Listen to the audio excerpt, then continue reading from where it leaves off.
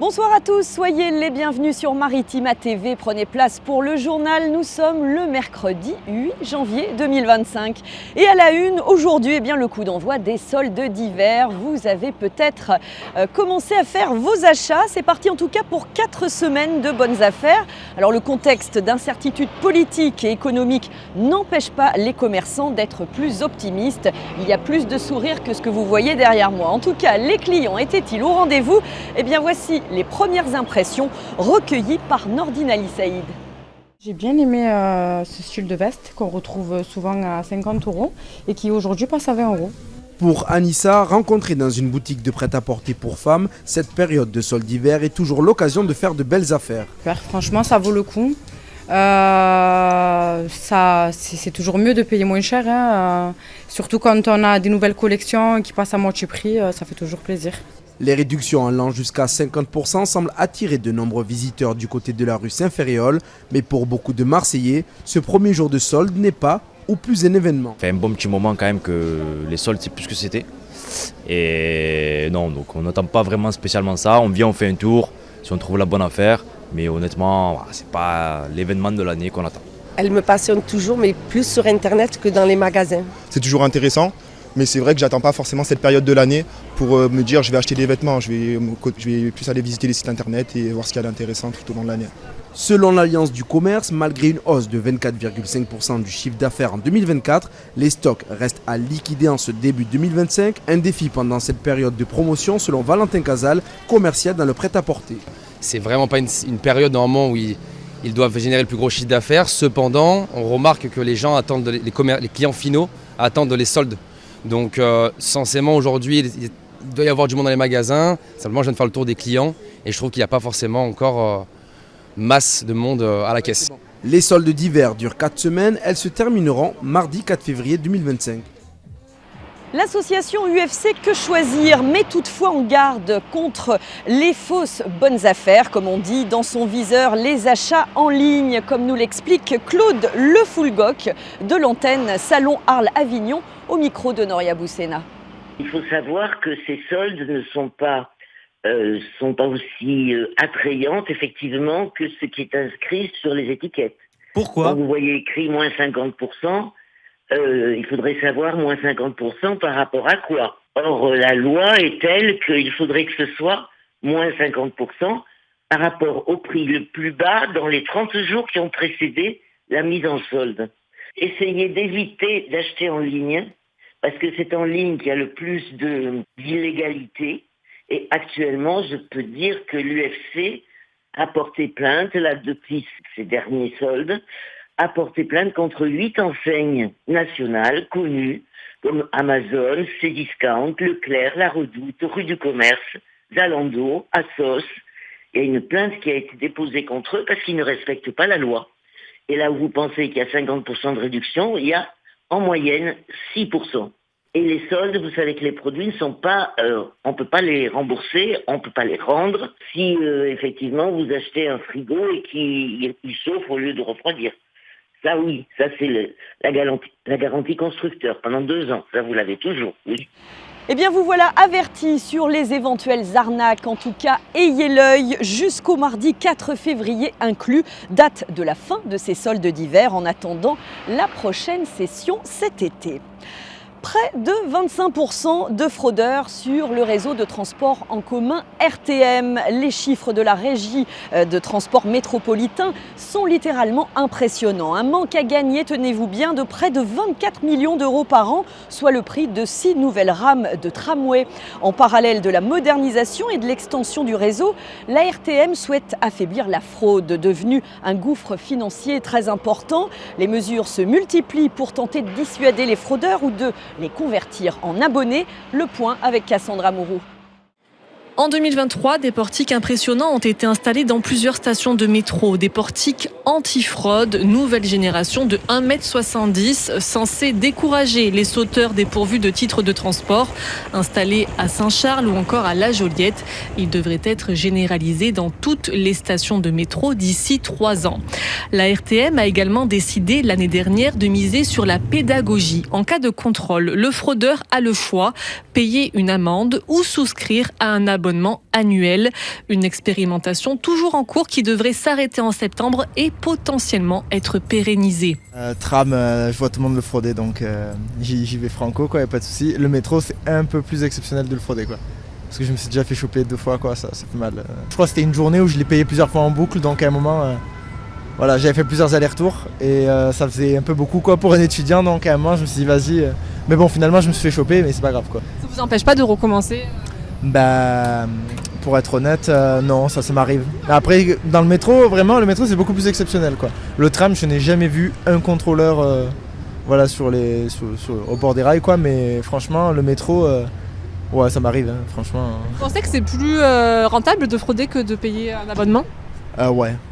Ah ouais, parce que bon, ça coûte les yeux de la tête, quoi, un abonnement. Donc quand on n'a pas de revenus et tout, c'est un peu compliqué, quoi, de se payer un abonnement de bus, de métro et tout, quoi. Vous voyez beaucoup de gens le faire? Oui, énormément. Plus de gens qui fraudent que de gens qui payent, quoi. Mais moi je pars souvent de Geste du coup, en métro. Et là, c'est une personne sur 2 qui force, quoi, derrière pour passer, quoi. Souvent il y a 4 personnes qui passent en même temps dans les portes. Voilà, quoi. La dernière nouveauté rentre en application dès aujourd'hui. Le dispositif Stop Fraude est déployé au sein de plusieurs opérateurs de transport en commun, dont la RTM. Il permet aux contrôleurs de vérifier l'adresse des personnes sans titre de transport, car elles donnent souvent une adresse obsolète et ne reçoivent donc jamais l'amende.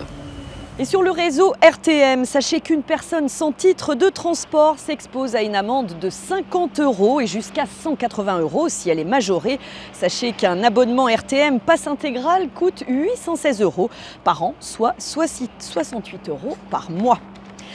Allez, justice à présent avec 6 mois de prison avec sursis qui ont été requis à l'encontre de Sébastien Delogu. Le député marseillais d'LFI est accusé d'avoir porté de petits coups de pied, je cite, à 2 cadres de l'éducation nationale. C'était en marge d'un blocus lycéen en 2023 à Marseille, ce qu'il conteste. Le procureur a également réclamé une amende de 1 000 € à l'encontre de l'élu qui nie toute violence lors de cette manifestation. Le jugement a été mis en délibéré au 14 février à 8h30, affaire à suivre. Allez, on passe à de la détente, ou presque. Dry January, c'est le mois sans alcool. Un véritable défi auquel des millions de Français participent en ce moment même, depuis quelques jours. C'est vrai que qui dit nouvelle année dit bonne résolution. Après les excès des fêtes, vous faites peut-être partie de ceux qui décident de faire une pause et de prendre soin de leur corps. Un défi de plus en plus populaire qui s'impose. Ne pas boire d'alcool pendant tout un mois. C'est donc le nom de ce fameux Dry January. Mais au-delà de la simple abstinence, cette démarche a-t-elle vraiment un effet bénéfique sur la santé? Réponse de Bernard Basset, président de l'association Addiction France, au micro de Noria Boussena. L'effet le plus constant, c'est une amélioration du sommeil. Ensuite, il y a une concentration qui s'améliore, qui évidemment a aussi la conséquence d'un meilleur sommeil, sensation de repos, de bien-être.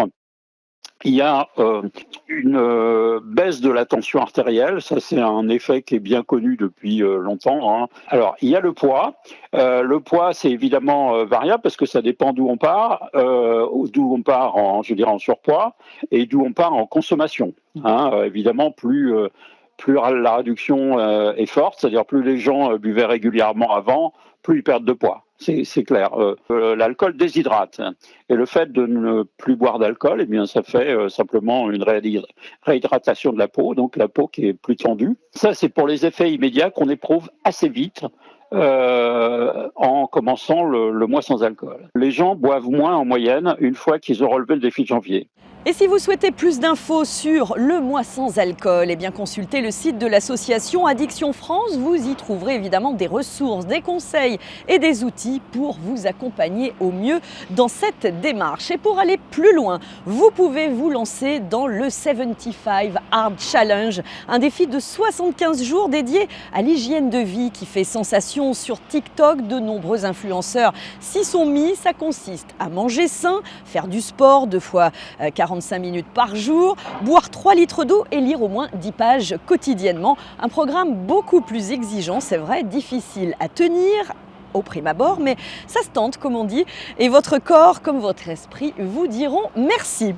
Allez, on passe au sport et au football. Les Bleus feront sans Didier Deschamps à l'issue de la Coupe du Monde 2026. Le sélectionneur de l'équipe de France a confirmé qu'il quitterait ses fonctions à l'issue de son contrat. Il estime avoir fait son temps depuis 2012 déjà à la tête des Bleus, qu'il a fait champion du monde, souvenez-vous, en 2018. C'est vrai que le temps passe, mais on ne voit plus les années filer. Le technicien de 56 ans terminera donc son bail à l'issue du prochain mondial, je vous le disais, organisé aux États-Unis, au Canada et au Mexique, pour lequel la France n'est pas encore qualifiée.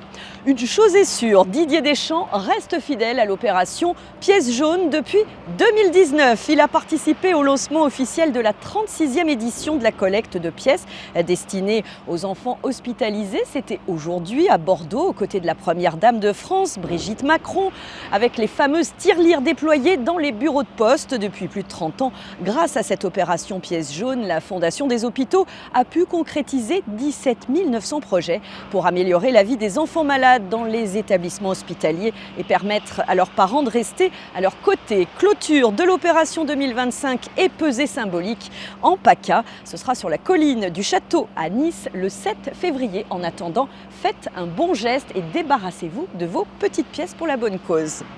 On revient au football en Ligue 1 avec les dernières nouvelles de l'OM. Le nouvel Olympien Luis Felipe a été présenté officiellement à la presse cet après-midi à la commanderie en compagnie de Fabrizio Ravanelli.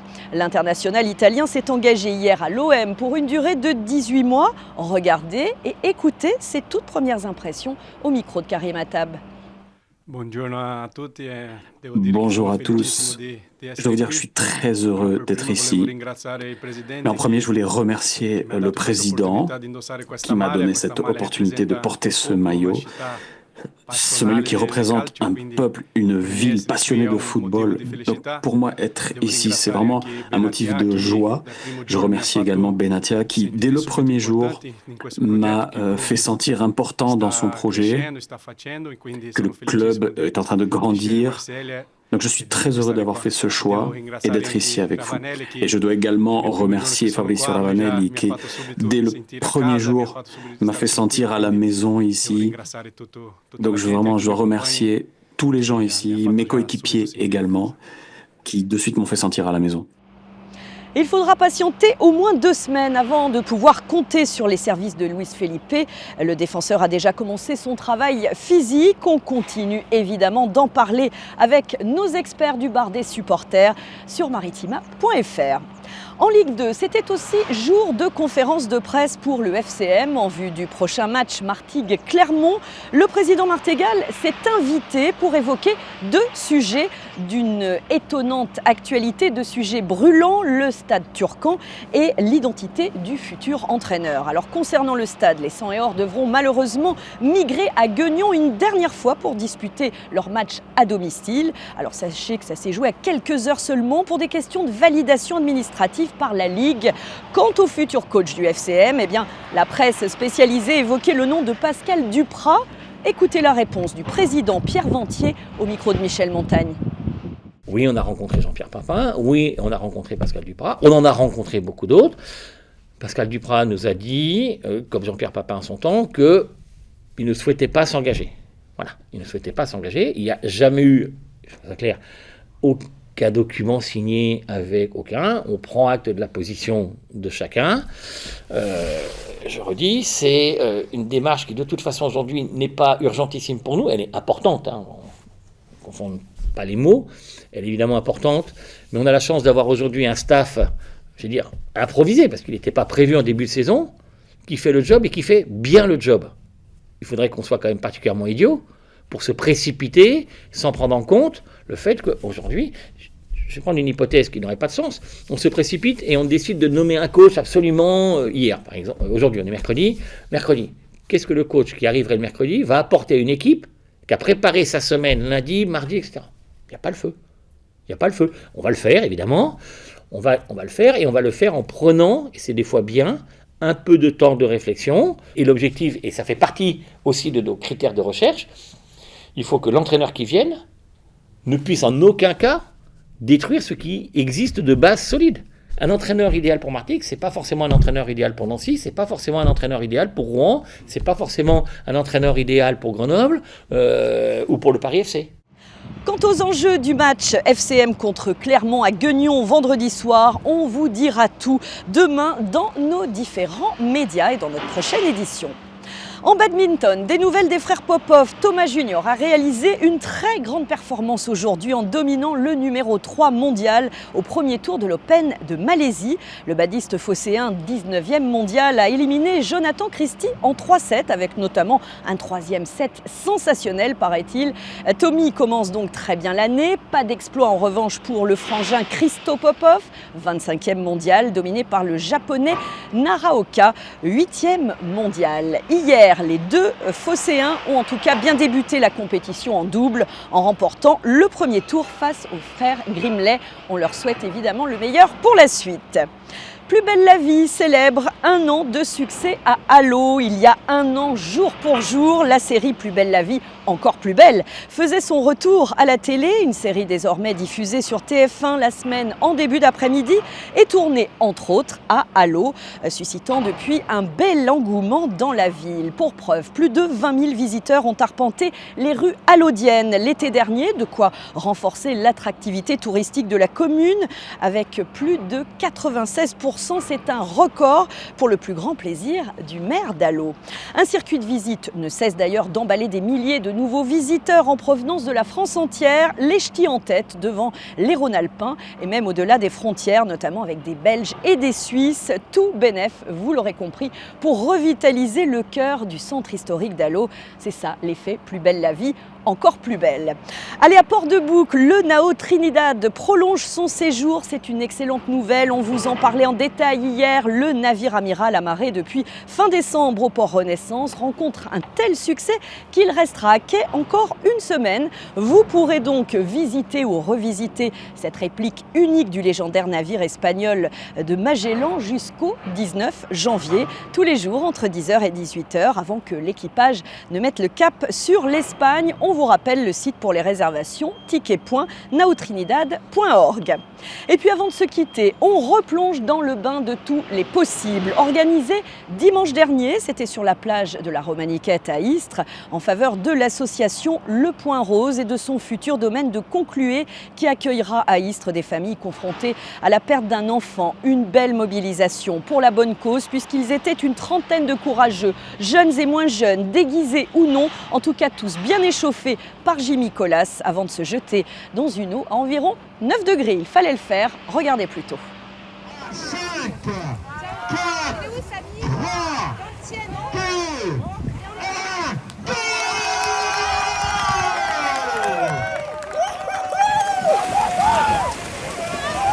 C'est possible, on a mis un petit canard dans l'eau qui nous a indiqué que l'eau était à peu près à 9 degrés.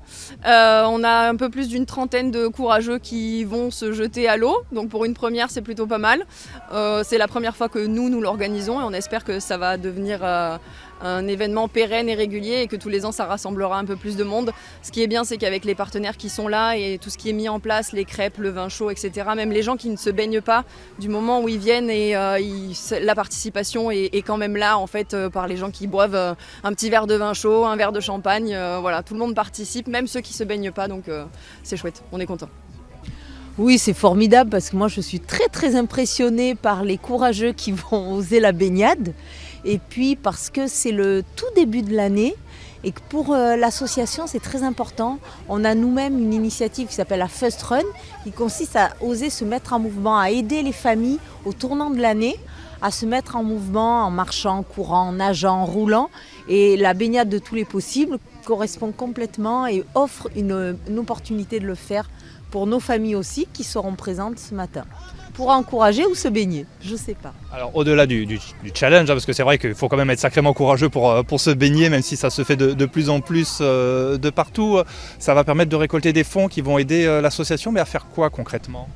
Alors on est tout près du domaine de Conclué, sur lequel va être posée cette année la pose de la première pierre de la maison du Point Rose.